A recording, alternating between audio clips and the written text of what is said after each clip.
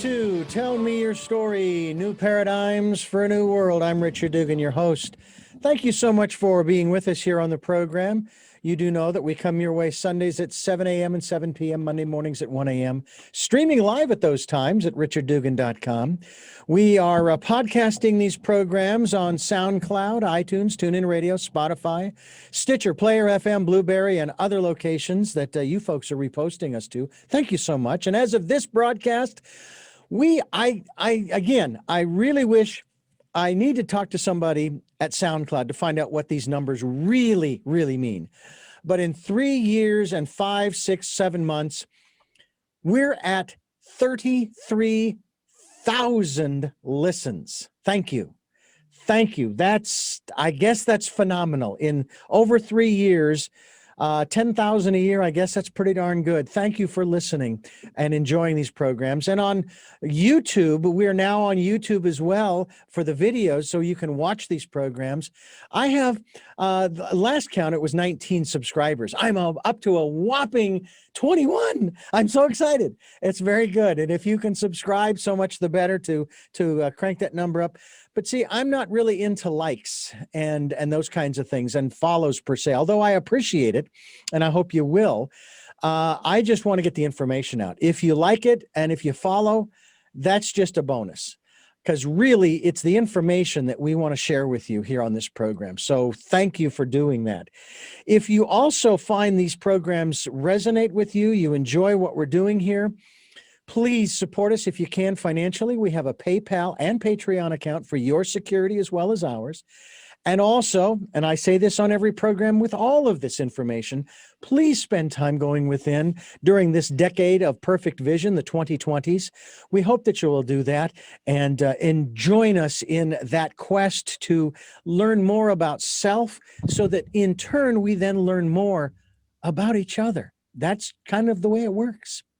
And today is no exception. We are going to learn about someone who is sharing with us an idea, a concept, a philosophy, if you will, that might actually be slightly controversial, because it says that there is a point in time, and maybe it's under contract, when we kind of get tired of what we're doing and we want out. I don't know what the reasons are. Well, maybe we'll find out here on the program today. We're going to be talking about walk-ins. And if you're not familiar with what they are, then stay tuned. We're going to learn about the cosmology of the soul with Sheila Seppi. And Sheila, I want to thank you so much for being on the program today. Where are we zooming in to you today? I'm located in Leadville, Colorado. We're 10,200 feet up, looking at majestic mountains out my kitchen window. We have Mount Elbert and Mount Massive, which are Colorado's 2 tallest peaks and the tallest peaks in the contiguous U.S. So it's absolutely gorgeous here. Well, very nice. And I know that you do not want to have an ocean view at this point. No, that would be a little freaky. I will tell you that my best friend and I traveled in 1981 to Kansas, and we crossed the Continental Divide. Of course, you have to, as we went across Mexico, New Mexico, and Texas, and so forth. And when we crossed, we saw the sign. I made a big deal about it. And of course, from that point on that entire trip, I kept telling everybody, this is my first time across the Continental Divide. Like, so. But it is a big deal when you are in the pioneer days and you are going west and you're trying to eke out a living, find a place to homestead and put down roots and so on and so forth.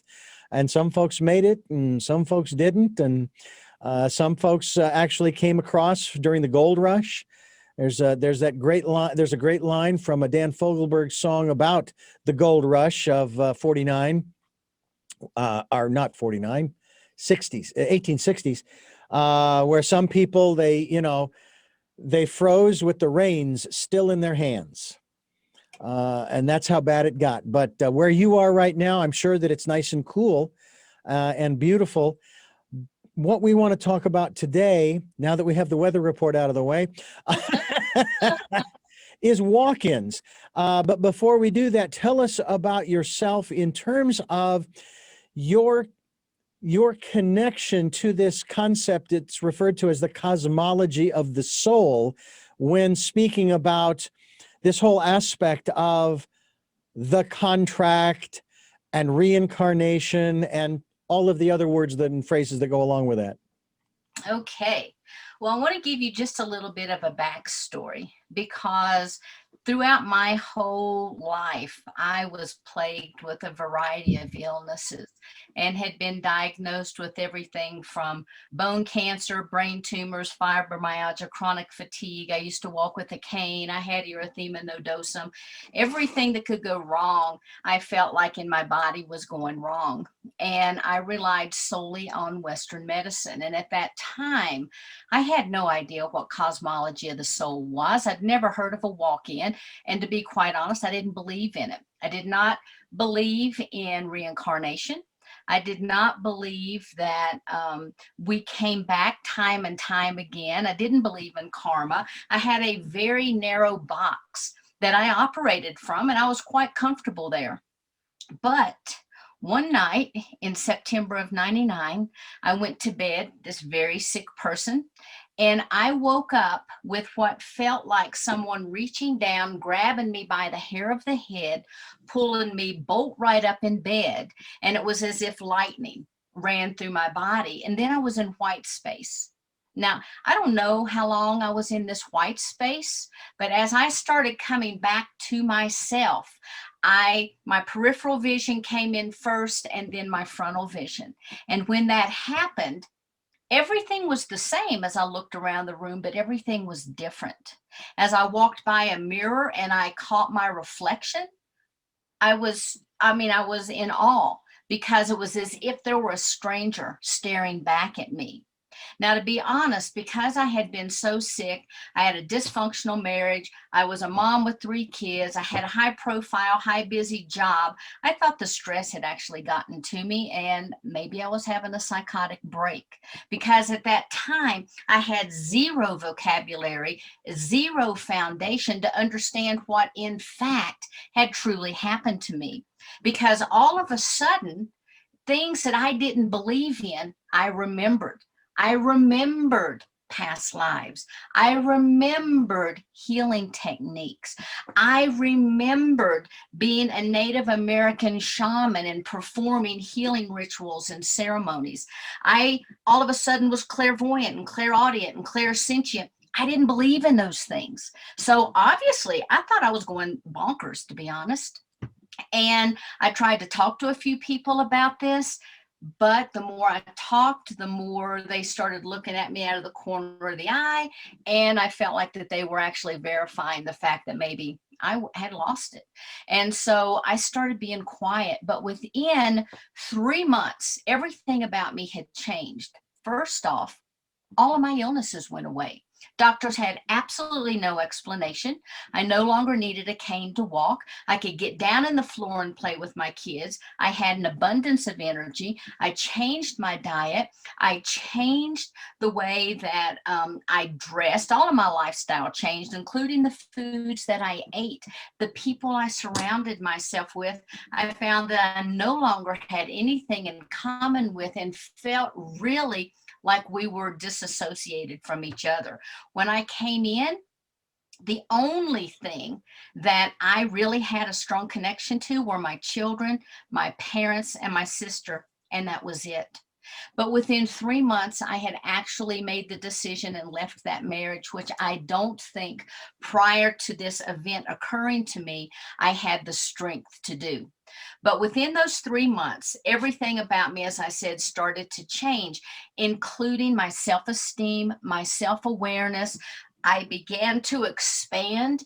I would remember more and more things about the soul, like what it was like for the spirit to slip out and to go back on the other side. I remembered what it was like being in spirit form. I remembered kind of a little bit of a structure of the universe that was shared with me. And again, I held these things very close. Within another 3 months after I had left the marriage, then I found my first spiritual teacher by a fluke, because if you'll remember, I just said I thought maybe I was going crazy. So I began seeking out a counselor, and I found a spiritual counselor. My background was in psychology, so that felt very safe, spiritual. I came from a religious background, so the word spiritual felt very safe to me. But after working with her just a couple times, she is the one that introduced this concept of being a walk-in. Now, I'd never heard of a walk-in prior to that. And what I was explained is that a walk-in is a soul that agrees to switch places with another soul that inhabits the body. And most of the time, this isn't just a fluke. Someone just can't say, oh, I'm sick of this life. It's crazy. Woe is me. I want out of here. It has to be something that is a pre-arranged agreement when you're still in spirit form. So the soul that inhabited this body originally, the natal soul, had a contract to be in this particular body for 38 years, and then it would leave and go about whatever the rest of its mission was. And then I would come in. And when I came in, my world was rocked. One of the other things that happened is I didn't have a lot of memories about growing up, my childhood, family and friends that I supposedly was close with.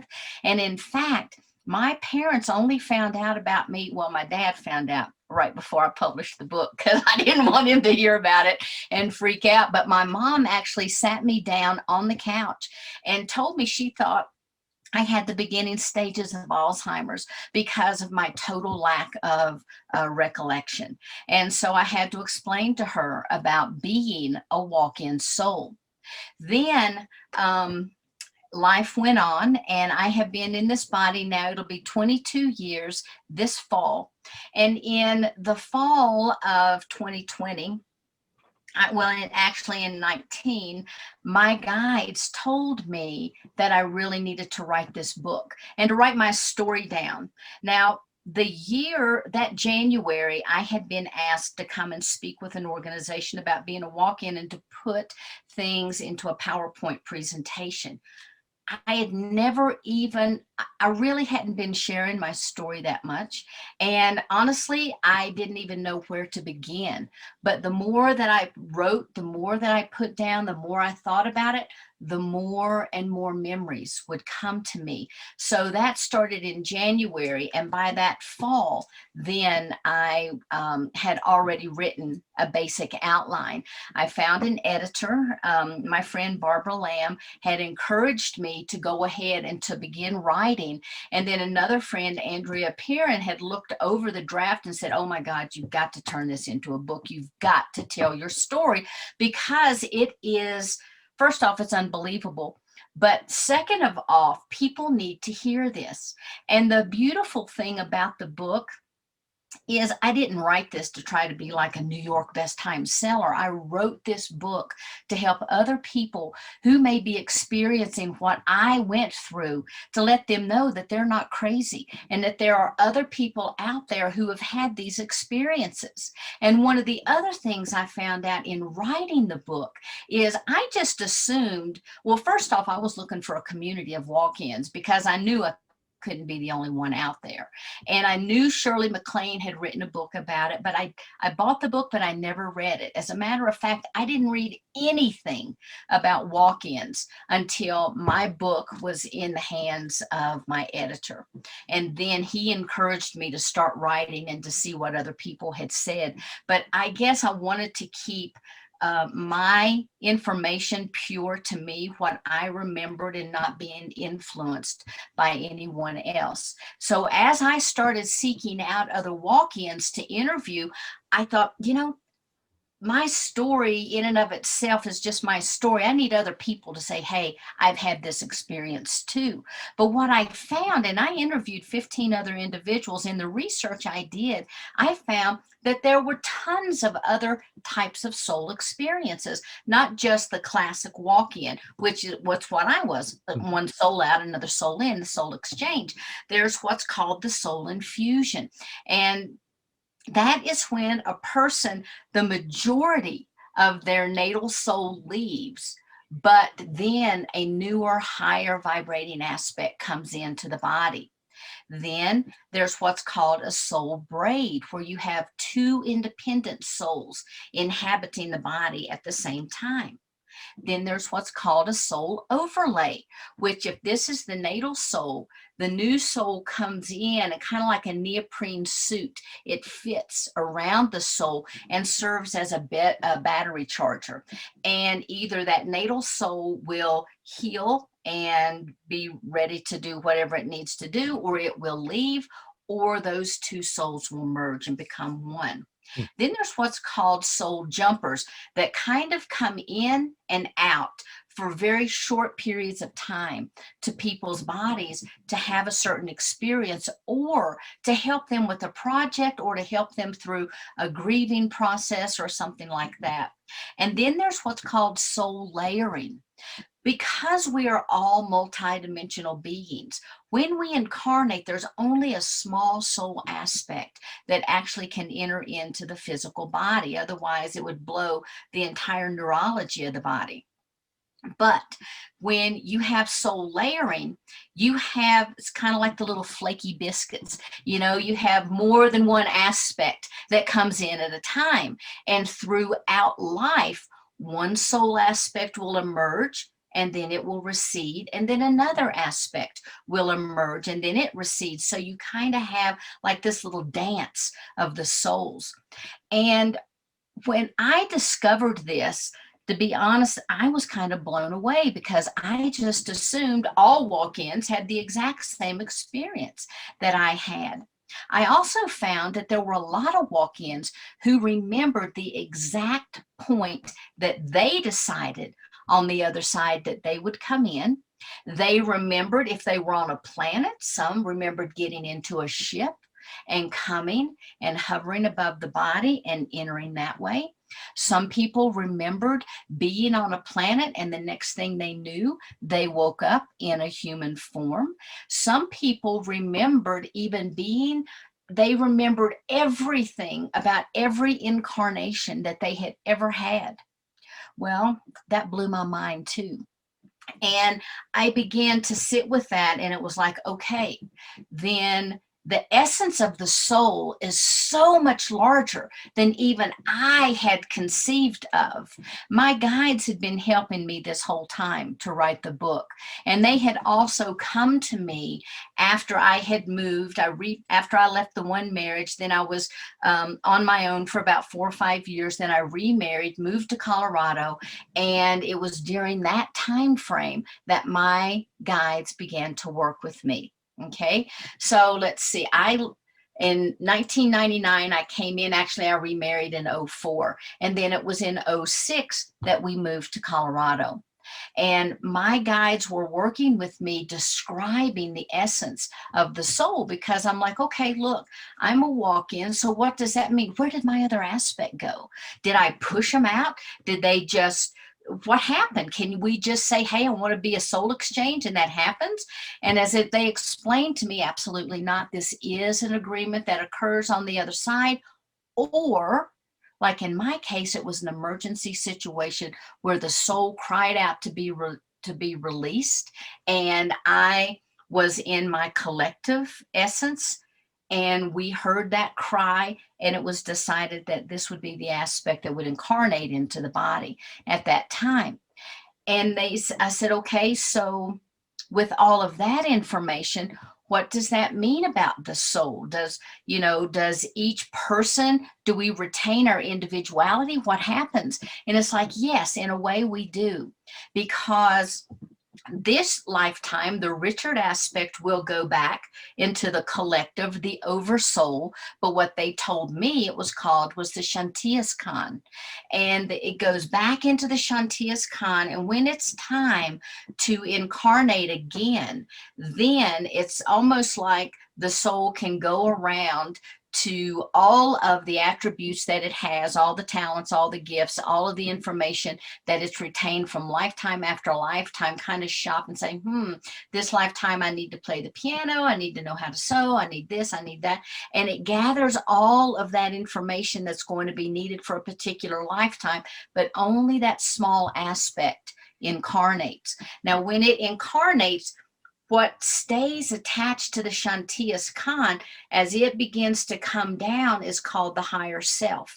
And as that higher self gets closer and closer and denser before it enters into the physical body, it's called spirit, because the spirit kind of moves to and moves through the body. It kind of enlivens the body. It works out in our etheric field. But the aspect that attaches to the body is called the soul. And that's the personality of this lifetime. And so, as it was explained to me, the soul that originally was in this body was complete with its mission. It had completed everything that it needed to in this lifetime, but it still had a few things that were undone. And so when I came in, I agreed to work on the things that were undone before I began to work on the reasons that I had actually incarnated into the body to begin with.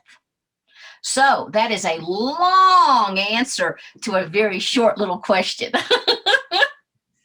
Well, Sheila Seppi is my guest. Walk-ins, the cosmology of the soul is our subject here on Tell Me Your Story, New Paradigms for a New World. And it raises a whole bunch of questions in my mind. First one comes to mind, has to do with many of the, I'll call them, and I'm using this very generically, all of the mental health issues that people have suffered down through literally the centuries.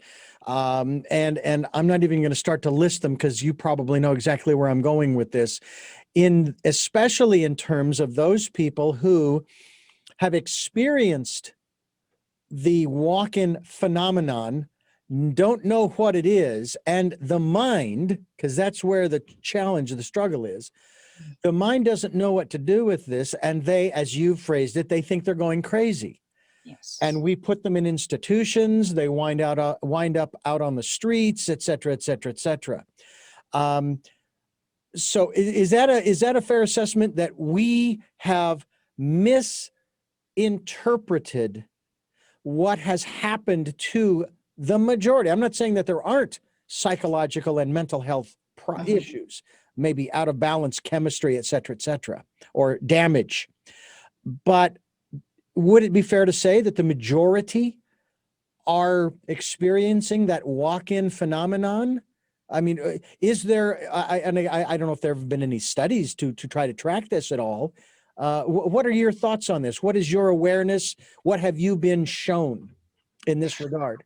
Because my background was psychology, I asked that very same question of my guides and a lot of the people that I spoke with. One of the ladies that's actually interviewed in my book is from Harvard, and she is a soul layering aspect. Now, the difference between a soul layering aspect and multiple personalities is multiple personalities is a mental health issue or a mental health concern. But what happens is those personalities are creative as a way to cope with things that are occurring to this person in their lifetime. But when you have a soul layering, that is the fullness of various aspects of the soul coming in to have experiences. Now, the difference is soul layering has nothing to do with coping mechanisms. It's all about the experience. And people who are walk-ins are even if they don't know that they're a walk-in, they typically would not be classed as mentally ill. So people who are in mental institutions suffering from psychosis or dissociative personality disorders, those really are true disorders. For me, because I had no foundation, and as I said, I had no vocabulary, I had no background in walk-ins or even the metaphysical arena at that time, the only thing I knew was to fall back on the mental health aspects of it. So I thought I was going crazy, yet I didn't exhibit all of those signs. Mhm. And so I think that there could be people who are walk-ins that are feeling as if they're crazy, that if they explain things to their families or partners may have been referred to mental health. But I don't know that I would go as far as to say a majority of the people are in that situation, because the people that I have spoken with that are true walk-ins, they have a cognizance about them. They have this knowing that they are here for a mission, and they are here to help support humanity. I have come in contact with a lot of people who have thought that they were walk-ins, who actually had had a Kundalini awakening, or who had had a beautiful spiritual awakening. Now, the Kundalini awakening and a spiritual awakening, although they have a lot of the same signs as a walk-in, those would come about through dedication and personal work. Whereas a walk-in situation, it happens just like that. Mm. So someone who has had a spiritual awakening would not necessarily be classified as having a mental illness. And I think the same could be said for people who are walk-ins. They don't have mental illnesses, but they've had something to happen to them that they just can't explain. So that would sort of be the other side of it, that I think I'm a walk-in, and then it turns out, no, you're not, and that's okay too. Don't, Absolutely. These are all soul experiences. Walk-ins are just one type of Mhm. a soul experience. Yeah. Even though, like with soul exchange, or I'm a soul exchange, that's called a walk-in. It's a soul experience. A soul braid is a soul experience. A Kundalini awakening is a soul experience. Right. It's one of the things that's interesting. I was having a conversation just the other day with someone, and they were talking about their past experiences and placing judgment on them. Oh, that was so embarrassing, or I'm so bad. I mean, they were saying it chuckling, but still sort of slightly self-deprecating and that kind of thing. And I said, well, hold on just a second. You have to embrace all of who you are from that point, or from the time you came into this world to this point where you are right now, because you are who you are because of those experiences. And so to judge them as good or bad or embarrassing or whatever, no, they just are what they are. And that's kind of what you're saying about these soul experiences. They're neither good nor bad. They're just experiences. Yes, And everything and that what have we're we learned from those experiences? To me, that's the big thing. Yes, yes, that's what I was going to say. I do spiritual counseling, and I work with different groups and presentations and stuff. And one of the things I tell people is, on the other side, there is no judgment, there's no blame. Even when the worst things that could possibly happen on this earth happen, on the other side, it's all about embracing that experience and learning from it. What are what are the lessons that you learned? What are the teachings? And here I tell people, that was a crappy thing that happened to you, and it's really bad. But what did you learn from that? Did it make you stronger? Did it make you more compassionate? Did it open you up to be able to see two different points of views? And so I think that as humans, we get caught up in the good, the bad, the judgment. I need to do this. I need to do that. when in fact all we need to do is just to be and to experience. And I also believe that more and more people are having phenomenal soul experiences like the soul infusions due to the fact that more and more people are opening up. They're calling in and requesting more of their higher self essence to come into their beings to help them work, to guide them, etc. And I do see that a lot of people who think they've had a soul exchange experience are actually having soul infusions. And a lot of that, as I said, is because they're asking for it. But a lot of it also has to do with the place that our planet is in this universe and the fact that we're constantly being bombarded with a whole host of energy from the photon belts. And I believe that we as human beings are actually raising our vibratory frequency as Gaia is raising her, maybe even to be able to hold more light in ourselves. And so whether or not people are having these types of soul experiences, I believe a lot of people are having experiences where their vibratory rate is being elevated. More and more people are willing now to say, this is not acceptable, that is not acceptable. Whereas 10 years ago, it may have just been, that's just the way it is. Yeah. I think more and more people are awakening. And as more light is shown onto this planet, then we see more and more of the negative aspects. But I think all of this is coming up for healing. Do you think that this has a lot to do with, or that maybe this is an outgrowth of what we are calling in the material world today, the polarization, religiously, politically, economically, and whatever other category you want to list? You think that the polarization is actually a good thing in that it is bringing out some of this stuff about what is and isn't appropriate for us as human beings to be exhibiting, because it's not benefiting us, it's not serving us, it's not helping us to move forward as a species? Because I don't know about you, I've only been here 60 years, but 61 in June. And my own personal observation of where we are today is hardly any movement, and maybe even steps backwards 60 plus years ago. I don't see that we have really made that much progress as a species, not technology, not all of the wonderful innovations and inventions and discoveries, but just as individuals, we're still playing the same silly, stupid games that we've been playing, well, literally for centuries. Mm-hmm. Yeah, a lot of people are still playing those games, but a lot of people are also stepping back from that. And what I am seeing personally is that there is more and more people who are awakening spiritually and who are saying this is not acceptable.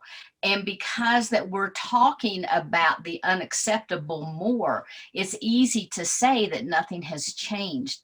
Yes, those petty games are going on. We have cycles of things that will come and that will go. But the reality of it is, overall, I do believe that humanity is waking up and that humanity is rising to a higher level of consciousness. Well, I want to continue to believe that is the truth, that is really what's happening. But at the same time, you sit here and you look at what's happening, and a lot of people, they've kind of given up. They say, oh, there's no hope. Well, but the one thing that I think we all seem to forget from time to time is the fact that everything in this world is temporary. Yes. Nothing is permanent. There is only one thing that is actually permanent. And I'm not going to say change. Change is the one constant in the universe. That's true. But see, that's the whole point. But what is permanent, what is eternal, what is immortal is us. Exactly. We are souls having a human experience. We're not humans that have a soul. I always joke with my students and I tell them, this is nothing more than a meat suit. Hmm. You're going to, it feels like we're here forever, but it's literally a blink of the eye, because we'll be back on the other side. We'll be laughing about all the stuff that we thought was so horrific over here. Things are so temporary, everything. And even, when you start looking at physicists, you start looking at quantum science, everything is showing more and more of the fact that maybe this is a holographic planet that we live on. Maybe nothing is real. Yes, there's density. So when I knock on my desk, you're going to hear a sound, and I can feel that. I can feel the seat beneath me, but that's because there's denseness to this energy. There's denseness to this holograph. And so, honestly, it's kind of just like Shakespeare said that, we're all here on a play. We're having this big play, and we're just switching out our characters. And I think that's exactly what we're doing, because I believe that all of the information that we gather goes back to our souls, but I believe it also goes back to source energy or to God, and that we're all helping to raise and to create, to co-create with this source energy. Sheila Seppi is my guest. This is Tell Me Your Story. We're talking about walk-ins and the cosmology of the soul. I'm Richard Dugan, your host, and I thank you for staying with us here on the program. This is fascinating because I heard about walk-ins decades ago, but I also heard, and this is where the controversy comes in, I also heard from others who acknowledge the concept, but they say no, because it's the equivalent, this is their perspective, it's the equivalent of, you might call it soul suicide. Now, the soul doesn't die. I mean, it's immortal. You can't kill the soul. But they're saying that it's, they might as well be committing material, physical, human suicide. Because, it's like, now you have unfinished business. But the concept or the aspect that you have introduced is, hey, all this was set up long before these souls ever came in. Yes. Are you familiar with LBL, Life Between Lives? Yes, I am. Yeah. I have a practitioner here in Santa Barbara who took me through the conscious, totally aware hypnosis of this process. A lot of people, they don't think that hypnosis or even psychology or what have you are very valid, because a lot of times the therapist or the practitioner is actually leading them to the answers. This gentleman did not. He said he was basically asking me, what do you see? What do you hear? What are you experiencing? Okay. And I am then supposed to tell him what I'm seeing, hearing, or experiencing. And it was quite fascinating. And I've shared this many times on the program about my last life, which is he took me back there in the pioneer days. And it was interesting. Had a farm caught fire. The barn burned down. I had a cabin up in the mountains, so I went up to the mountains. And one day I just walked out the door, sat down on the chair, and I always go into this accent. I sat down on the chair, put my feet up on the rail, pipped my hat back, and it's a good life. And I left. I just left. Now, whether I knew how or it was an intuitive knowing that how to leave, but that's just what I did. And I find that interesting that we don't know how to do that. I mean, there are people who have had near-death experiences, which, from my perspective, when you have a near-death experience, it is not something that you're doing consciously. But I also know of people who induce out-of-body experiences. I know of a gentleman we've had on the program. It's probably been 10 or 12 years since he's been on the program. Born again, Bible-believing, evangelical Christian who practices the out-of-body experience. He just enjoys doing it. And I remember asking him, I said, where in the Bible does it say you can do that? He says, nowhere. And I was actually enthralled and very excited about the fact that he was doing this. He was doing something that wasn't inside the box. you know. But Jesus also said in the Bible to all the people observing him, why marvel you at these things? These things I do, you can do and more. And more. And more. Yeah. We do have that innate power within us. We have to differentiate the soul from the body. Our body is nothing more than the vehicle for this life experience. No different than my car. When I need to go to the grocery store, I get in the car, I go to the grocery store, I do what I need, and I come home. Right. That's what our body is. We come into the body, we go do what we need to do, we come back, and we leave. So our soul always knows when it's time to leave and has that ability to do so. It's the mind that can't conceive of it, but we are not our minds. Right. We are not our bodies. You know, and you raise an interesting aspect to this, that there's a wonderful line in an Irish song that says, you do not own the land owns you. And based upon everything that you have just described of walk-ins and the various types, it says to me that we don't own this. We are leasing this body. This body does not belong to us. And it's not that it belongs to somebody else. It just doesn't belong to us. It's just a vehicle. And that if I have a contract that says at the age of 65 or 70, the essence of Richard right now is to leave, to make room for whoever, whatever, to come in and take over and continue this life, then that's what's going to happen. And then I will return to the one, as it were, and maybe go through that period of rest and reconnecting with the other souls I've connected with before, having a few classes, you know, and then making the decision and filling out a new contract and coming back again to continue to learn. But also, hopefully, I'd like to think that if we are truly learning, if we are truly growing in each of the lifetimes that we're in, then we are coming back to help humanity to move forward. And it may not ever be seen on the local news or in the social media or any place else like that. And maybe that's kind of the point, in that, you know, it's like, even from the Bible talks about, you know, giving alms and doing it secretly. And in a manner of speaking, this helping of humanity is, for the most part, it's done in secret. Not that you're trying to hide, but you're not looking for notoriety. A couple things I want to hit on. There are what's called choice points. We all have choice points. And Greg Braden talks about those. Yeah. Yes. And also, I am a level 2 quantum healing hypnosis practitioner, trained through Dolores Cannon's work.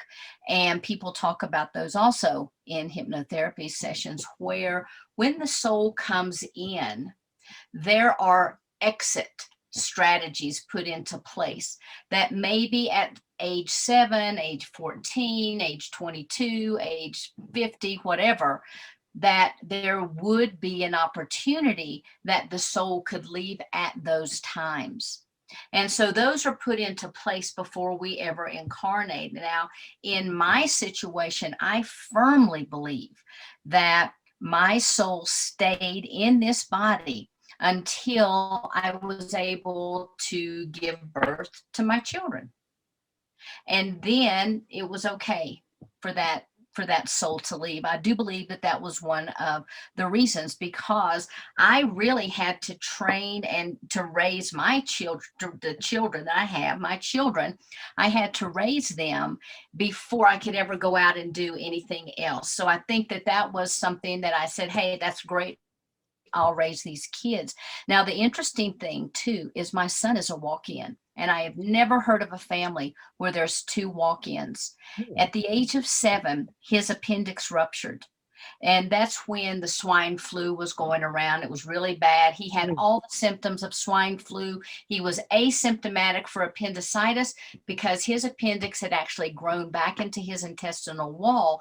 And when it ruptured, it was being cushioned. So by the time he was actually diagnosed, he already had peritonitis. Oh.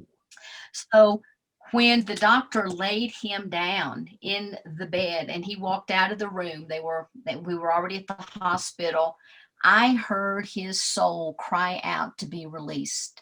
Now, this is a 7-year-old child, and my husband was standing there with me, and he began to speak in a man's voice in the most beautiful dialect that I have ever heard. I did not know what the words meant, but I knew the resonance of them.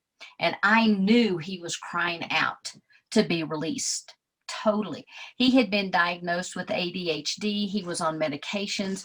After this surgery, totally went off all the medications. He was asymptomatic. He no longer had asthma. His body was healed.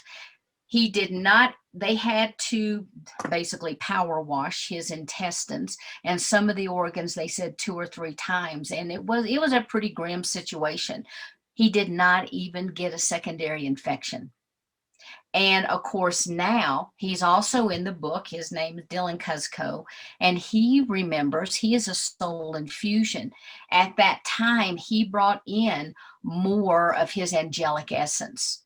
And he can tell you stories, and he remembers things from the other side. He remembers wars of angels. He remembers a lot of the stories that they talk about even in the Bible. And he goes, well, yeah, Mom, but it's this way, da da da da da, you know. And so he told me all these stories as a child growing up. He's very gifted, very talented, and he actually works with me in our business we have together, Spirit Way Wellness, and we do body, mind, spirit healing. But he's very gifted, and he does remember a lot of these. And it was like, yeah, he said, this is when I decided that it was time for me to go. And his soul only needed to experience what it had experienced up until age 7. That's it. That's all he needed, was up to age 7. I became a walk-in when he was 3 years old, and he remembers me being very sick. He remembers me being on the couch all the time and everything that went on with me prior to that time. And so we had a bonding situation, but after his surgery, he came in at 7. I think I said 3, but that's when I became a walk-in for him. But at age 7, yeah, that's when he came in as the walk-in. And it's very unique to hear it from someone else's perspective and to hear about this grand plan of how everything fits together and how, you know, this planet is a very hard planet to come to because it's a planet of duality. It's very difficult when you come from a place of pure love and pure, just it's bliss, and then you're shocked into a body, and I was shocked into the body of a dysfunctional marriage and had to go through a divorce. And I mean, you know, and still to this day, I'm like, who does this kind of stuff? Who thinks this way? What is wrong with people? I want to go home. No, take that back. I love it here, but you know what I'm saying? It's like, I just cannot wrap my brain around it. I just can't, because we forget that we are divine essence. We are not human, but we think we're human. And that's part of this great game that we have going on here. It's part of that duality. And it's part about waking up and remembering exactly who we are and where we fit on this planet and in the overall scheme of things. It's just like, stop the world. I want to get off. That's right. Whoa, and take back. And while you're on the ride, keep your arms and legs inside the vehicle at all times until the Earth comes to a full and complete stop. We're talking with Sheila Seppi, and we're talking about walk-ins, the cosmology of a soul, the cosmology of a soul, and it's fascinating. I was looking at your website, and there are 2 things I wanted to ask you about. One of them has to do with this one image here, and you apparently make the differentiation under the wellness category. You make the differentiation between the spirit and the soul. Is that correct? Yes, What's I the do. difference? Because I've heard it used interchangeably. Yes, and a lot of people do, and it is just semantics. However, for me, the soul is what attaches to this physical vehicle. And when that soul leaves, this vehicle is no longer. Okay, so that is what actually animates and gives life to this being, and it is the personality of this lifetime. The spirit is what is enlivening everything. The spirit is more attached to that higher self. The spirit kind of is moving in, moving to, moving through. It's working all around us. So spirit is also a life-giving force. Without the spirit, the body can still be animated. When your friend talks about doing astral travel, and when people astral travel, when they shamanically journey, when they do remote viewing, all of these types of things, they're actually using part of their spiritual essence, part of that soul essence as well, to travel into these other realms, into the astral realm around this planet. And so that's the difference. The other thing I tell people is, like, just imagine the ocean being great spirit or being source, the one, whatever, God. So the ocean is God. And you just take, say, like this pitcher of water, and you dip it down in. Now, this is only a vessel, Right. but this water is still source energy. Then I'm going to take another cup, which I don't have, That's but right. then I pour some of this water into the cup.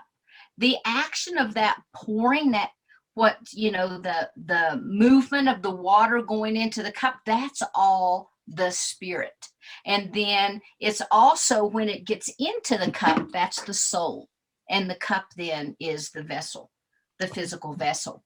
And so it's all one and the same. That water is still the exact same as it was when it left the ocean. And this soul is the exact same as it was when it left all that is, or God, or source. Right. And you talk about this world of duality. We get thrown into this one and boom, it's a heck of a shock. But one of the things that I have discovered is that and I honestly believe it is a matter of perspective.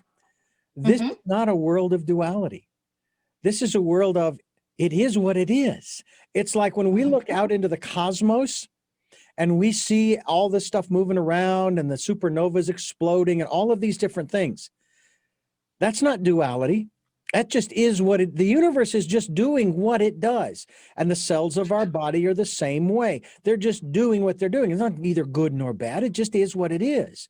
So if we are able to, and I know that this is part of the teaching, for example, within the practices that I have been aware of and become a part of from Paramahansa Yogananda and his book, which has been my metaphysical primer since I was 17, that we are to sort of come to a place where we understand that, again, it just is what it is. It is our minds and our ego personalities that make the judgments as to whether or not it's good or bad, right or wrong. And, you know, it's again, I will always take it back to the cosmos. So you're going to tell me, which is it? Label it. That supernova just exploded. Is that good or is that bad?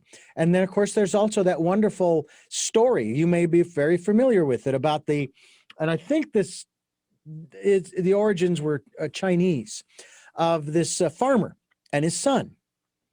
And his son comes to him and says, Dad, one of the horses just got away, and so forth. And of course the son goes after it and brings back not just that horse, but a bunch of others. Well, in the course of the days that transpire over these various events, the neighbor comes over to ask, hey, how are things going?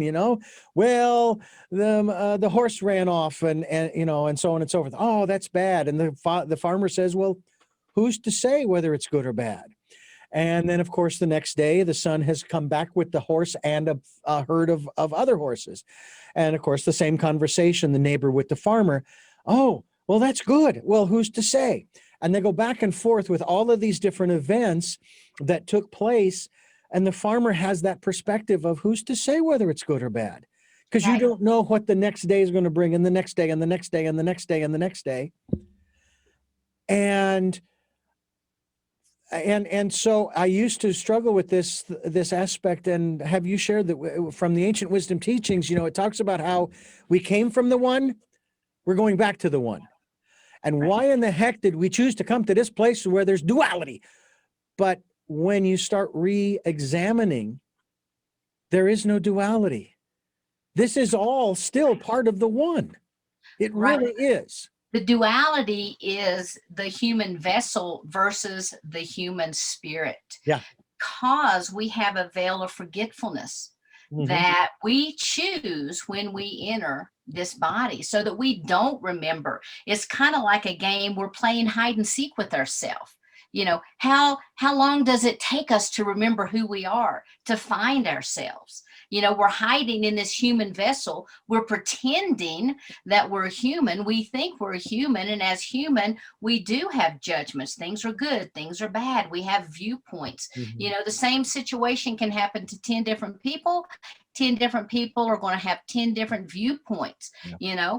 And so everything is about perspective, but the duality is learning to embrace and to drop into that essence of who we are and not allow that mind to, they call it the monkey mind, The monkey not mind, to right? take, not to let that monkey mind take control, not to lay in bed at night and not be able to go to sleep and be worried about, I've got this on my to-do list, and I got this to do and that to do, and not be concerned about those things, because really, when you boil it down, none of those things really matter anyway.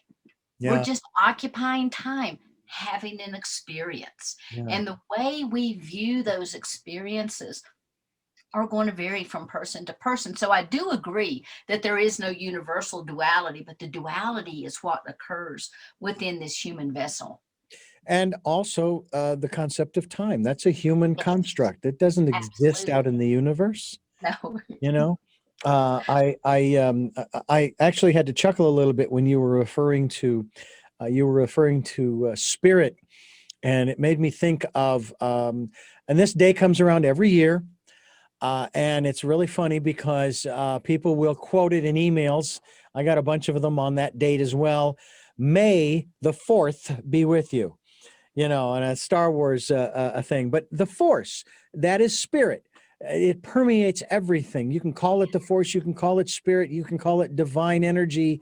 Everything is energy. We are energy. Our souls are energy, and even the body is energy. It will not retain the form that it has today, even tomorrow, for that matter. But in the infinity of eternity, it will take on some other form somewhere down the road. It may be part of a planet or a star. It may be it may be something else, and so on and so on and so on. We just don't know. And in one sense, I guess it doesn't matter. It really doesn't matter, because this is the way things are. In terms of the understanding, Sheila Seppi, by the way, is my guest. Walk-ins, the cosmology of the soul is the subtitle, and I wanted to ask you about the concept. I refer to it as transitioning. The other terms are death and dying. And there are people who have a great deal of fear, Yes. because they fear either from the philosophy they were raised in. I was born and raised Roman Catholic. I don't have that fear anymore of death or dying. I actually look forward to it, though I'm not going to push it. I have another 40 plus years to go, because I have to outlive my great grandmother on my mother's side, who lived to be 100. And I was telling everybody I was going to outlive the woman. And this was at her age of 95. And I would say, and she's making it really hard. Not that I wanted her to go. It was just, I'm going to outlive this woman, but I don't know how long that's going to be, because she's still here. Now, she passed away at 100. Anyway, the concept of the fear, I should say, which is a concept that either A, there is nothing, to which I try to calm them by saying, well, if there's nothing, you're not going to know. But I Right. just want you, okay, you're not going to know. But let me just say, from my logical brain that was God-given, as it were, okay, as it says in the Old Testament, let's sit down and reason together. Well, how do you do that? You do it with your brain. It doesn't make any sense whatsoever that we are going through all of these gyrations, all of these experiences, all of this time and energy spent for there to be nothing. It just doesn't make any sense. And if it were even possible to prove that there is nothing after this life, then this interview's over and I'm going out to rape, pillage, and plunder because my life has no meaning because this is all an accident. I don't believe that. It doesn't make any sense. And so I continue the interview. I'm not leaving, doing what I'm doing, and so forth. And again, sharing that there is, I want to say an afterlife, but it's more a continuation of life, but not as we know it. It's something different. Or actually, that's incorrect. Not as we know it, not as we remember it. How's that? Is that better? Yes. Great. So talk to us a little bit about how you help people who have that kind of concern, whether they be someone who might be termed terminal. They've been told you only have 3 days, 6 months, 5 years to live. And quite honestly, all of us are terminal. Okay, as far as the physical body is concerned. My father told me, eat, drink, and be merry in moderation because no one gets out of this world alive. Talk to us about this.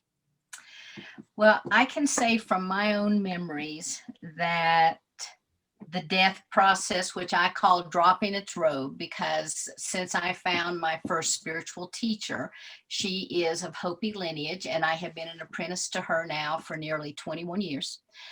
My understanding, my memory is it's beautiful.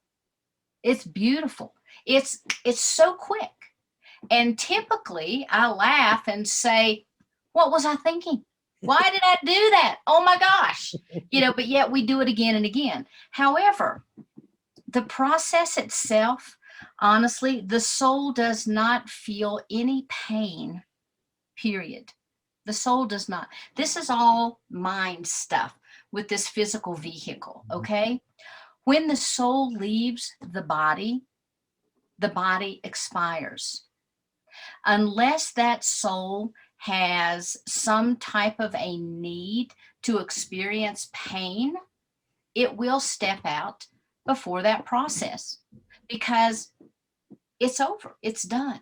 People who are I had a lady whose daughter was in an automobile accident and the car caught on fire and the daughter burned up. And she was just like, oh my gosh, I can't imagine what her last thoughts were, this, that, and the other. And she very much believed in a soul. And so I told her, I said, the real part that your daughter was already out of that vehicle when all of that took place. Your daughter is already in world of spirit. Your daughter could stay and observe. What I find is with people, when I take them through quantum healing hypnosis technique, that most everyone always steps out before the death experience itself. And they're there looking at the body, they're observing it. Some people are still feeling some kind of an attachment and they want to stay with the body until after the funeral or after a certain period of time. With the teachings that I have, we do what is called a release ceremony after 21 days and bless the soul and send it on its way, because we believe that the soul stays around, says it's goodbye. We do, we give away possessions. We do all these kinds of things just to kind of help to disperse that energy so that there is nothing to hold that soul back here on this planet. But the actual process itself, it's always joyous. It's always like, oh my God, like I said, what was I thinking? Yeah. I feel so free. I feel so light. I feel like I am me. Yeah. Because I do remember when I came into this body very firmly, and I remember the constriction, and it is a lot harder to be born than it is to leave. It's a lot harder to fit into the meat suit than to shed it. Okay. And so it honestly is a joyous time. And those memories that made that person will go on with them. So it's not like they're going to be forgetting anything. Everything is retained by that oversoul. All of those memories go to the oversoul, and they become that overall collective aspect of who we are when we come in again, and we bring in certain little aspects with us. Yeah. But it is a very joyous time. But it's, I'll look forward to that more than I did coming in. Because, and something else I do want to mention to people, the soul will visit an infant's body many, many times before it actually will firmly attach.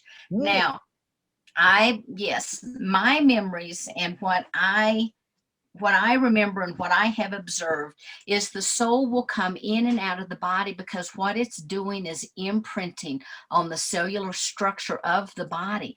Just like the physical form has a neurological system with the central nervous system and the spinal cords and all the nerves going out, there is also a spiritual system that's put in place. Your chakras, your meridians, and the cellular structure that is able to hold that form. Okay, the soul form is what I'm talking about. So it has to come in, and it imprints, and it lays down that structure over a period of time. And the soul can come and go at will. It leaves and it comes back. But once that baby takes the first breath, then that tethering occurs, what we call that silver cord, and it attaches that soul. Now, the soul can still leave and come back and visit. It always leaves enough animation because of that silver cord that's attached that it can be off learning. It can be off obtaining resources that it's going to need. It can be doing a whole host of things. It can be off healing people. I can't tell you the number of clients that come in, and when they see me, they're like, "You were in my dreams. You've already been healing me." And it's just amazing. And people will tell me all the time, "I dreamed that you came to my house," and this, that, and the other. And no doubt that is when the soul leaves at night. But the infant does the same thing. But once it becomes 2 or 3, years old, it stays in the body a lot more, and then it only leaves, at nighttime. But we all come back and forth, and some people retain 100% of the memories when they leave the body at night and come back. But just imagine if we all remembered everything that we actually did, if we remembered all of our past lives, we wouldn't even want to be here, because everything is so much more beautiful out there. So when the soul detaches and that silver cord releases at the moment of what we call physical death, it's a beautiful thing for that soul. And it's not like it's going to a scary place, because it's there all the time anyway. Yeah. It's just being reunited with more of itself. Very fascinating stuff. And I am always intrigued by these conversations, because it is that experience, especially the gentleman I mentioned earlier who experiences these who induces these out-of-body experiences. When someone passes or leaves, if you will, my first thought has to do with, I wonder what they're experiencing right now. What are they doing? What are they seeing? What are they, who are they talking with or communicating with, et cetera, et cetera, et cetera. And of course, I have been given a lot of information in that regard over the years, especially when it came to the Life Between Lives session that I had, and the books I've read of Dr. Newton's, of the different sessions and experiences that other people have had, all independent of one another. It's one of the things that I've always found fascinating is that none of these people, as far as I know, according to the information, none of these people knew each other, did not have any idea about this stuff, and yet here they were experiencing these different things that all had similarities, similar to people who have these near-death experiences, share very common experiences, and yet there are certain segments of our society, science in particular, that say no, that was just the breaking down of the neural net, the synapses in the brain, and that's what's causing the firing of these memories that they don't recall they've got, but boom, that's what those are. And it's like, but how would you have a memory of a light at the end of a tunnel if you've never been in a tunnel and a light was coming toward you? That kind of thing. It's like and there is also that sort of paradox about emotion too. They talk about having emotion and experiencing the different anger and fear and so forth.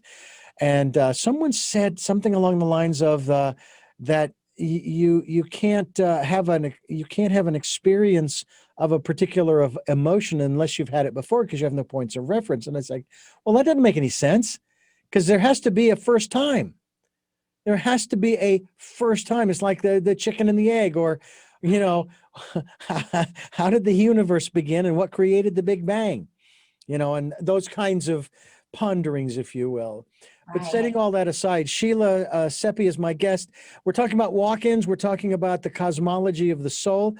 And I have to say, I'm glad that you differentiated and explained a little bit about the difference between the soul and the spirit. I want to move on to another area that's on your website, that another one of those, because you also you're a shaman, you also deal with spirituality, life purpose, as well as multidimensional us, or you, if you will. But the one area I want to talk about, and this is coming from my Catholic heritage, if you will, and that is ceremony. Mm-hmm. And I've asked this question on many occasions in regards to us as human beings and the the dualistic aspect of male female, and of course the milestones that we experience as males or females, and females I should say. When do you become an adult? All right, and there are many different people who will give you different answers. Some might even say, even though you're only 16 or 18, the first time you get to vote or drive or drink, or your first sexual experience, or you reach a certain age. And there are other cultures where when you do reach a certain age, there's a ceremony. And obviously in the Jewish tradition, there's the bar mitzvah for the boys, and I think it's bat mitzvah for the girls. But in those societies, in days gone by, they treated them like men and women after the ceremony. But in our society in the West, you're 13, you're still a teenager. You're not a man, you're not a woman. Talk to us not so much specifically about that, but about the importance of ceremony and incorporating ceremony into our lives and the significance thereof. Okay. A couple things. First, when I first became acquainted with ceremony, it was because of my spiritual teacher. And when I went to see her, I was literally a mess. I was all over the board. As I said, I thought I was having a nervous breakdown. I thought I might be psychotic. I didn't know what was going on. I was hearing, seeing, knowing, all these kinds of things. I was overstimulated. And she, in addition to providing regular counseling, also invited me to participate in what's called women's circles. Now, in the Hopi tradition, the women would get together and they would share information together. And that's kind of what she was doing with the white eyes, which is what we were considered. So we were learning how to basically use these indigenous wisdoms as a way to become better people. And part of that was ceremony. not just seasonal ceremonies where we're celebrating, or a birthday ceremony where you're celebrating the birth of, but ceremonies that were of a personal nature. Ceremonies that would help us, just like you said, to have a rite of passage, but ceremonies that also bring us to a place of centeredness in our being.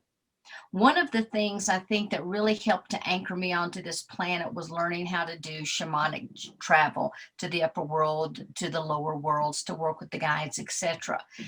The other thing was ceremony, because within ceremony, it brought a mindfulness about how precious every single day and every single moment was.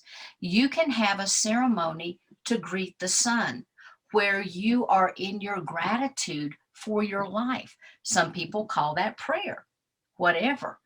Some people will light a candle when they go to do prayers. Other people might light 6 candles. They may light 4 for each of the directions, 1 for above, 1 from below. They may light a 7th one for the spirit within. Whatever people do, it is a way of recognizing that something different, something unique is about to occur. And it's actually your ability to put your energy into a co-creative act that will benefit you. So let's say if you want to do, some people have a ceremony like when they name their child. And that is a time of recognition of that baby. It's celebrating the energy that the parents are bringing together in the verbalization of a frequency that's going to represent their child. So there's a ceremony with that. There can be ceremony of helping a woman, a birthing way ceremony, where she is getting ready to prepare for the birth of a child. But in ceremony, a lot of times I teach people how to conduct personal ceremonies and certain items that they need. Now, I personally like to work with sacred herbs. Do the herbs have magical powers? No. Do essential oils have magical powers? No. But what they both do is work with the olfactory bulb that then sends certain signals to the brain that will evoke certain responses. They can be emotional responses, they can be spiritual responses. And so if we are burning sage, there are many studies that already show that because of the high negative ionic properties of sage, that it's able to help clear off energies that's around us that we would find with cell phones, with computers, with lights, because they all produce positive energies. So the very act of a smudging ceremony could be lighting sage, taking it all through our body, which then is going to bring us to a place of centeredness, just like the positive ions of the ocean. When you walk along the ocean, are washed away by the negative ions that come in through the waves.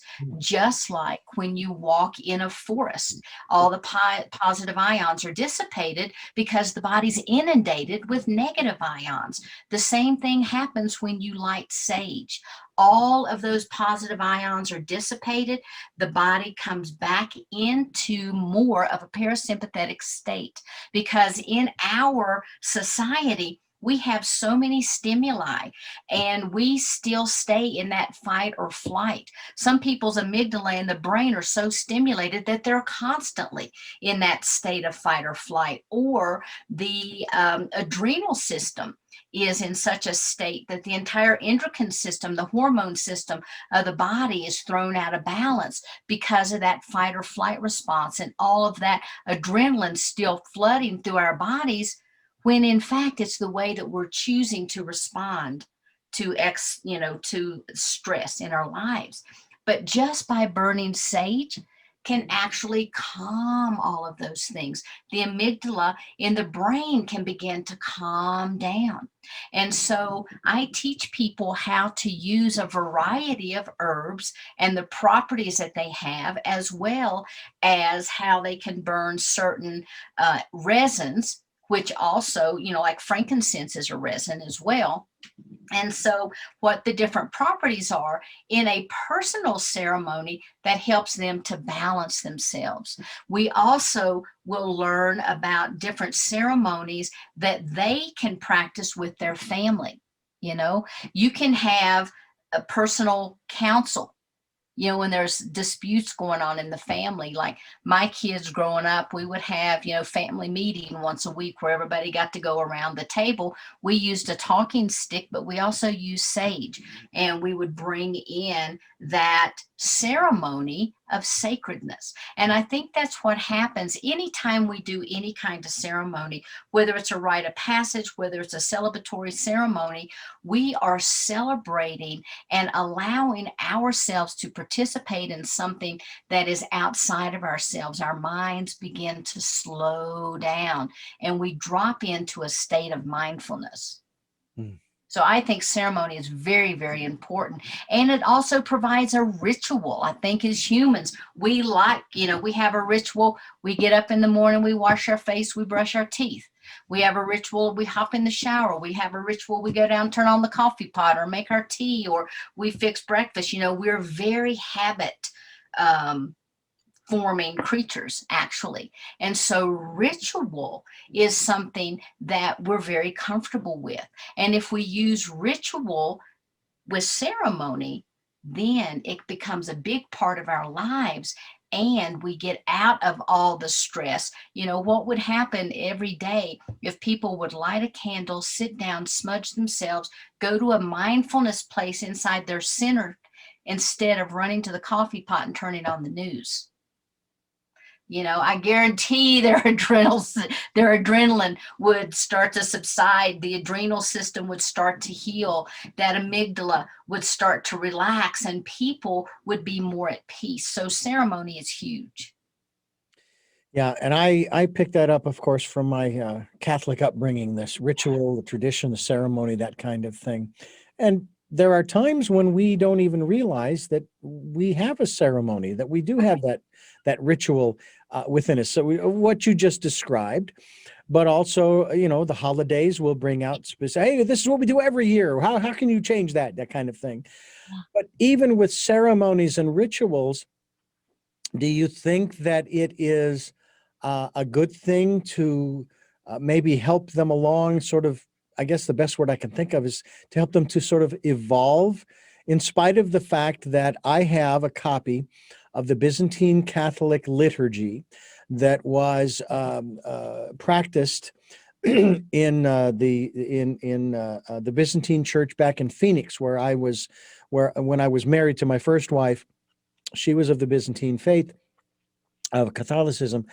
And that service, with the exception of, say, this homily or the sermon, was the same year after year, depending upon, you know, the church calendar kind of thing.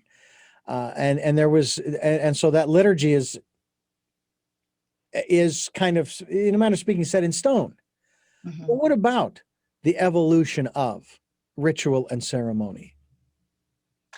Well, I think that everybody has to sort of pick and choose what feels right for them, number one. But when we start looking at ritual and ceremony, it has been around basically since the dawn of man. So apparently, it is something inherent within us that we are seeking or that we are choosing to participate in. But regardless of the type of ceremony, I think it's all about intention. Whether a ceremony is set in stone and you do A, B, C, D, that works great for people who need that kind of structure. Maybe some people don't need that type of structure and they can create for themselves an offshoot or an evolution of a certain type of a ritual. I think it all has to do with the intention in which something is done, because you can have a ceremony that's set in stone that people just get so comfortable with that they're just going through the motions, and they could be thinking, I can't believe that person in front of me is being so slow. I cannot believe this. They get in front of me every single time. Oh my God, I'm going to go crazy. What are they doing? Would you hurry up? If you're bringing that kind of intention into a ceremony, you've lost it. Yeah. you know. And so that's why when I talk to people, anything that they want to do that feeds their souls, I encourage them to do, but they also have to be very, very careful of the intention and try to do something that's just for them. So even if you do group ceremony, try to have something that's just for you, because you're taking time for yourself and you're also honoring yourself. I had an experience last night with my wife and her greenhouse. This is a structure we built in our backyard, and she's been wanting it for a long, long time. Was in tears the day it was completed. She was so happy. She was so joyous that she was crying.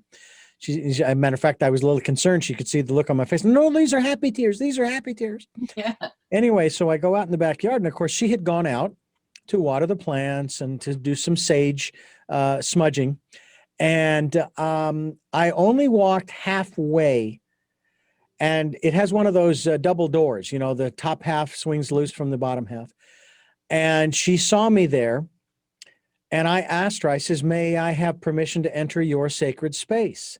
And she said, yes. Now, that was the first time I'd ever done that, but I have let her go out there by herself because that's kind of how I felt. I have my studio with the computer and the audio equipment, all that stuff, which she's certainly welcome to come into. It's not to that level, but she doesn't. And so I'm showing her that same kind of respect. And that's what I said. And she said, sure. And thank you for honoring that, she said. When we want to do ceremony, what is one of the best ways to go about preparing a sacred space for ceremony? And I know that, there may be different places for different ceremonies, but there are also, for example, we are going to construct a circle out in the yard for this purpose. And she's going to choose the space because she's very intuitive. And then we're going to build it. And so I'm just curious as to what are some of the best first, second, and third steps, if you will, for I want ceremony in my life, but I don't know where to do it. How do I begin? Okay, there's a couple of things. First, I believe that world of spirit is right here around us at all times. And so if we could see everything that was happening around us, our brains would not even be able to comprehend that. And so first thing I tell people is find a space that speaks to you. And by that, I mean it gets your attention. You go back to it time and time again. It could be that it is a place outdoors. It could be a place that's inside your house. But find that space that speaks to you. The next thing that I always do is I ask the spirits of that place if I have their permission to conduct ceremony there. Mm-hmm. And people are like, well, how do you know? Do they say, sure, go ahead? Or do they knock things off the shelves when they say no? You're going to know. If you open up and you ask, you will get the answer, and you're going to know. And maybe the answer is, nah, this is not your space. This is our space. There's another space better for you. So you just keep looking till you find that. You ask, you receive, then you know. The next thing I always do is I smudge the area before I ever do anything. When we built the home that I'm in right now, I also constructed a medicine wheel, and we placed crystals in the corners of the house to honor the land for just sitting the structure on top of it, because we did ask the land if we could build the home here, and it was in agreement. And so we moved it around till we felt that it was just perfect. And then before we ever laid the concrete, that's when we did our offerings. So smudge the place. If you don't like sage, if you have a reaction to it, give your breath, because your breath is your most precious commodity. Offer that to the land, or use tobacco. If you want to sprinkle tobacco around, bring it to your heart, put your gratitude in, raise it up, thank however you do that, be in your gratitude, thank it, and then sprinkle it on the land. Then after you found your land, you ask for permission, you have smudged that land, then go about creating your own space. Now, for me, I have a ceremonial blanket. I also have items that I only use during ceremony. If I have crystals that I use in a particular ceremony, I don't use them for anything else. So find items and objects that you want to use to create the ceremony. Maybe it's particular furniture. So if you've got a chair that you're going to sit in every time you're doing ceremony, you don't want it to be from the kitchen that you haul back and forth into the kitchen. It needs to be something that's dedicated to that space, and then begin creating your space. And then after it's created, I always smudge it again. And I'm in gratitude, because you want to make sure all the items and all the objects that come in don't have any other energies that's attached to them. Right. And I have to, this may sound a little strange to some folks, but I have to say, as you were sharing all of that, I could smell the smudge. I could smell the sage, especially from, a matter of fact, last night, the back door to the house was closed, and yet the wind was blowing in just such the right direction. I could smell the sage coming into the house from the greenhouse where she was smudging. And it is, to me, it is a very familiar aroma. And it does evoke some very wonderful memories of ceremonies of the past. It's wonderful. Sheila Seppi is my guest. We're talking about walk-ins, the cosmology of the soul, and we want to thank you so much for joining us here on the program. This has just been extraordinary, and I know that there's a lot more to talk about.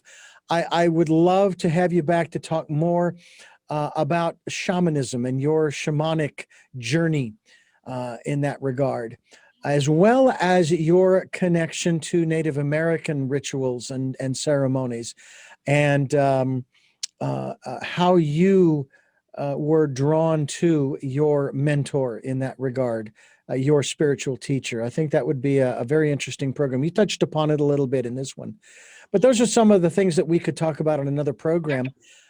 I do have three other questions, final questions that I want to ask you, which you may have addressed during the program, but I like to ask them pointedly.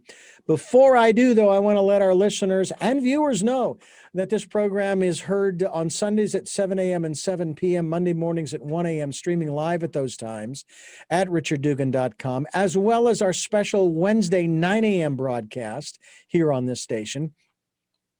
We are also podcasting these programs on SoundCloud, iTunes, TuneIn Radio, Spotify, Stitcher, Player FM, Blueberry, and other locations that you folks are posting and reposting our interviews to, and I thank you for doing that.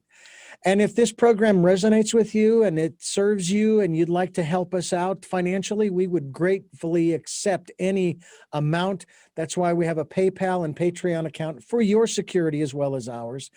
And then please participate in the decade of perfect vision, the 2020s, where you will spend time going within. Something else that we can talk about as well is trusting our intuition and how to foster that trust in that inner voice, that still small voice, but also looking for and finding that calm, peaceful, quiet space where we can rejuvenate and re-energize and recharge and do all of those things that will get us ready for when we come out of that state and we're ready to face our lives and our day and our purpose. So please join us in the decade of perfect vision.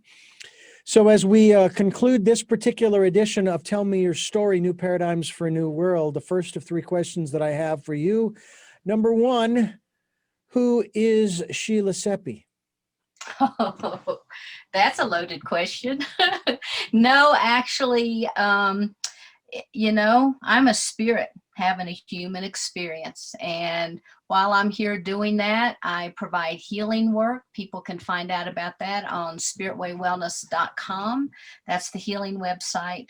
Or they can learn more about me and the other things that I do to occupy my time at sheilaseppi.com. But, you know, when people ask me who I am, it's like, it's not, oh, I'm a walk-in, you know, that happens to be how my soul got here. But I am a soul having a human experience, and I'm loving every minute of it. What is it that you hope to or want to achieve through the work that you're doing now? Part of the mission, and when I came in, I did have a very firm mission, and that is to be a way shower, to let people know that we are spirits in a body having a human experience, and helping people to prepare for the shift that I believe, the shift in consciousness that I believe and have seen that is already underway. And so that is a long story in and of itself. But I also am doing that through pulling people together. I have a new organization that I started called the Wish Alliance, and it has its own website at wishalliance.org. And people can go and they can find any type of a healer that they're possibly looking for. I'm trying to pull together all these wonderful and vast resources that are out there, so people have a single point that they can go to find whatever it is that they need to feed their soul. Because I do believe that we are on the cusp of Gaia making her transition to where we all will be moving into that fifth dimension. And I want to do everything humanly possible that I can to help people get ready for that. And finally, what is your life's purpose? Well, my life's purpose and my mission is all one and the same. I literally came in to this planet, into this body for this very reason. And I love my family dearly, and they know, they support the fact that I'm doing everything that I can to help wake people up. And my life's mission, my soul's mission, everything that I do on this planet, I'm always drop into humanness, as we all do, but I try to always operate from that place of soul, and to let people know and to let my light shine, because I believe that as we are in the presence of other people, that we can help to wake them up or to plant seeds just by being there. And so that's kind of what I'm here to do. I'm a Johnny Appleseed of the soul. Wonderful. It's nice to meet you, Johnny. Thank you so much for joining us on the program. This has been a delight. We will have you back to continue this conversation, and we hope people will go to your website, SheilaSeppi.com. We will be linked to your website as well, and we hope that you will check out the work that she is doing. Until our next broadcast, podcast, videocast, love to love.